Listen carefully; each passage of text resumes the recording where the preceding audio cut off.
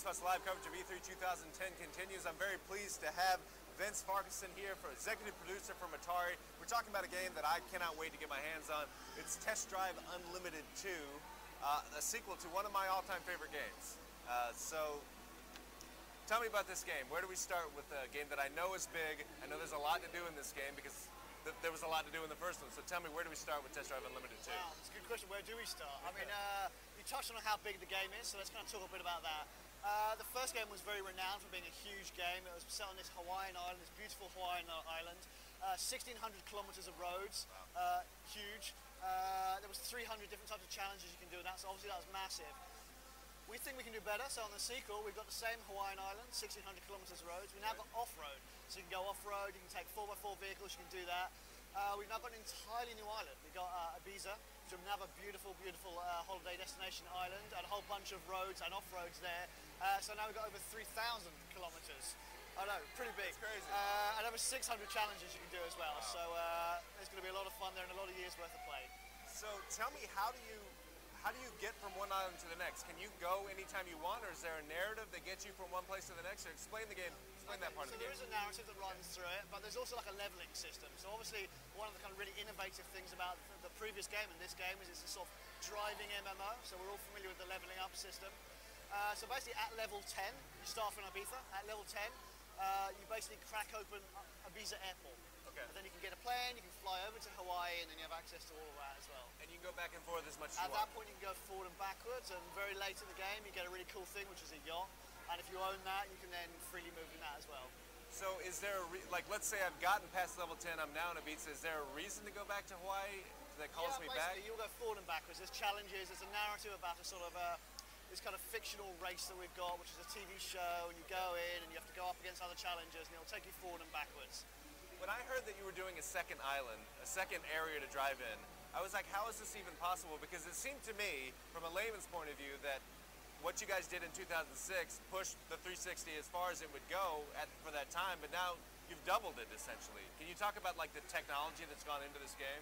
Yeah, I mean, obviously we have some really solid technology. Eden Games, people working on this, amazing, amazing people. So they've basically taken that technology base and built on it. So yeah, it's amazing actually. We have more detailed cars, more detailed environments, and more of it. So it's a real kind of technical showpiece for us. So what can you do in this game? I know we're bringing the game up now. We're going to show it to you guys. There's a quick peek at some of the roads you'll be driving. But let's talk about challenges. What kind of challenges are in this game? Okay, so we've basically got various kind of challenges. So we kind of split them into obviously the single player stuff that you're playing. But I think a lot of your viewers are going to be interested in the multiplayer stuff. So. Right. We've got all the head-to-head stuff. You go up against your mates, you challenge them, you get involved with that sort of thing. But really interestingly, we've got a lot of cooperative stuff now. So you can basically hook up with your mates, link together, do challenges together, and go up against the rest of the world, but in your groups. And we have a whole club system, as we call it, which people are familiar with, guilds and MMOs. You're already going to be ahead of the game on this one. You understand it.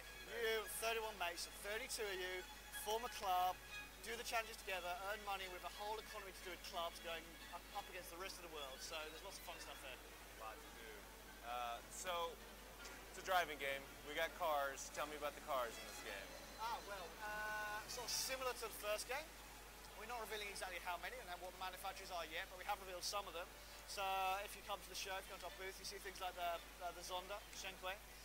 Really cool one for us. We've got the Aston Martin 177.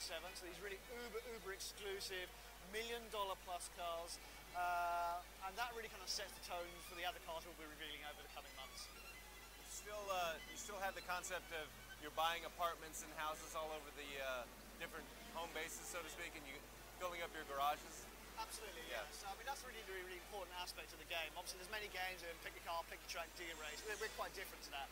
It's really about the lifestyle of the people who can afford to own these cars. So you go into the showroom, you buy the car, you pick the trim, everything you would if you had the money to be picky. You take it out on the road, you race, you have fun, then you get your house. We do lots of things with the houses now. You can customize them, you can change the sofas, the walls, everything. Really personalize them, personalize your avatar, what they wear, their hair, their face, everything.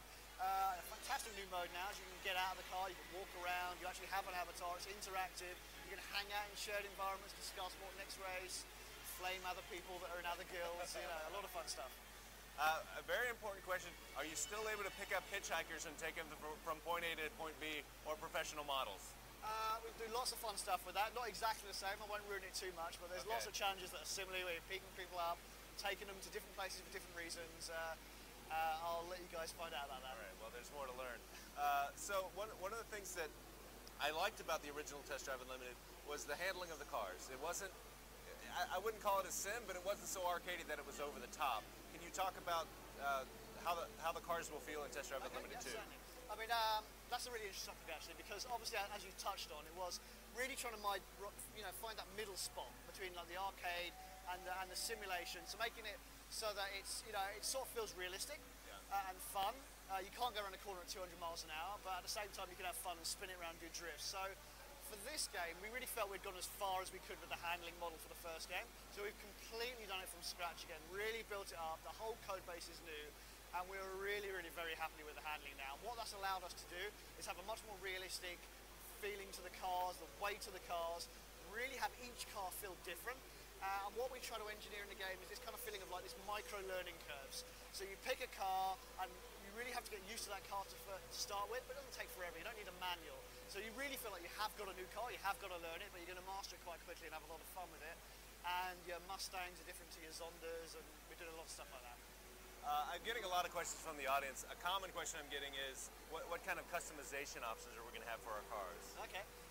So similar to the first game actually, when you go into a showroom, we limit it to manufacturer options because we're all about authenticity and really kind of working with our partners in these manufacturers. So you'll have the right colours, the right trim, so on and so forth. Later, you can go to a paint shop, and in a paint shop, you have complete freedom to change the paint to whatever colour you want.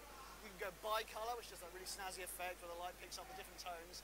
And branding, now you can have stickers. And we've got a huge range of stickers. You can sticker these things up, really make them personal. We sort of joke a bit that the last time they're going to look wonderful is the day we release it. And then I'm sure we're going to see all kinds of fabulous creations, some good, some not so good. So we're looking forward a lot. We've got some really powerful tools that I think users are going to have a great time with. Awesome. You never know what the community's going to do. They'll surprise you. So we've got a whole bunch of moderation tools there because we know exactly that. Yeah, they'll get you. Brian from Carrollton, Texas wants to know about car damage. Is it in this game? Yes, yeah, we've got harm damage in now. So, so you can basically take scrapes, you can take dents, you can basically knock the wing mirrors, things like that, have a little bit